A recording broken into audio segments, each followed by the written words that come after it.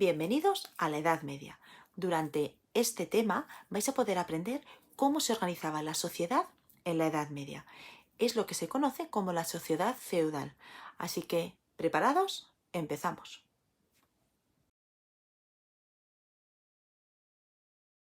Para entender el sistema feudal, lo primero que tenemos que ir es al origen del feudalismo. Podemos encontrar tres motivos. El primero de ellos, el fin del imperio de Carlomagno. Recordáis que Carlomagno había dejado el imperio a su hijo Ludovico Pío, y este, siguiendo una tradición germana, decidió dividirlo entre sus tres hijos, Lotario I, Carlos el Calvo y Luis el Germánico, que llegaron a un acuerdo después de la batalla que les enfrentó y que firmaron en el Tratado de Verdún. El segundo punto clave son las invasiones que se van a producir en los territorios europeos. ¿Invasiones por quiénes? Pues mirad, por el norte llegarán los vikingos, por el sur los musulmanes, que ya sabemos, y por el este pueblos húngaros y eslavos. ¿Qué harán? Aprovechar la debilidad de los nuevos monarcas para conquistar nuevos territorios. Y por último está la dependencia personal. ¿Qué pasaba? Que frente a las invasiones, frente a la debilidad de los monarcas, había una necesidad de protección mutua. ¿Entre quiénes? Entre los señores y los vasallos. En la Europa medieval, el feudalismo va a ser un vínculo que se va a establecer entre el señor, que son los nobles, y sus vasallos. Y entre ellos se va a generar una relación de dependencia mutua. Los señores necesitan de los vasallos y los vasallos necesitan de los señores. ¿Cómo se organiza la sociedad feudal? En una sociedad estamental. ¿Qué son los estamentos? Son grupos sociales cerrados, a los cuales se pertenece por nacimiento y no se puede cambiar de estamento bajo ningún concepto. ¿Por qué no se puede cambiar de estamento bajo ningún concepto? Porque es Dios el que ha establecido que cada uno pertenezca a ese estamento. Así que, como es la voluntad de Dios, nadie ponía en duda que si habías nacido campesino, morirías campesino, si habías nacido noble, morirías noble.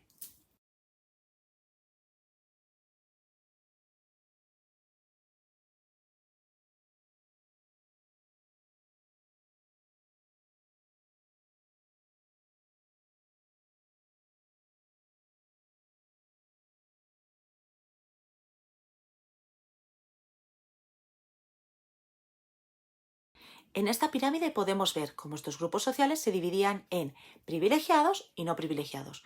Privilegiados estaban el rey, la nobleza y el clero, y los no privilegiados todos los demás. Se conoce también como pueblo llano, sobre todo compuesto por campesinos. Luego también había artesanos, había burgueses, había siervos, había obreros y también esclavos. El rey era el que dirigía todo. Luego estaba la nobleza, que estaban destinados a ir a la guerra. En segundo lugar, el clero. Su función era rezar para salvar las almas. La burguesía realizaban acciones comerciales. Los campesinos tenían que trabajar para mantener la sociedad. Y luego sabéis que hay otros grupos, como por ejemplo los artesanos, como los burgueses, los siervos, que también formaban parte de esta sociedad. Pero bueno, estos serían como los rasgos más característicos de cada uno de ellos. En esta imagen podemos ver cómo era un señorío feudal. En primer lugar, al fondo podemos ver el castillo del señor. Desde allí se divisaban todas las tierras que le pertenecían.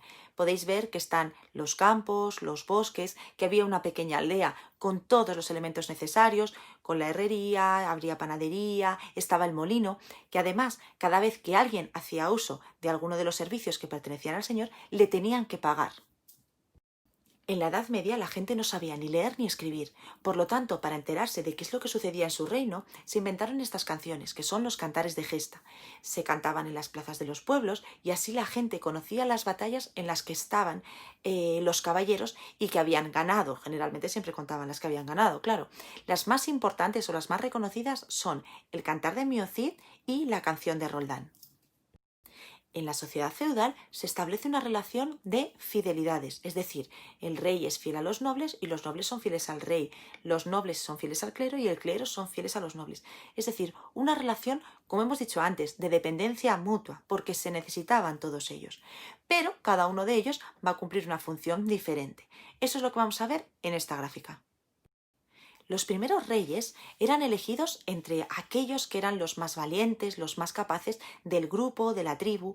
Pero, ¿qué va a pasar? Que según va avanzando la Edad Media, este cargo deja de ser un cargo electivo, es decir, elegido entre todos, para pasar a ser un cargo hereditario, que pasará de padres a hijos. Y así se evitaban trifulcas a la hora de saber quién iba a ser el sucesor del rey a su muerte.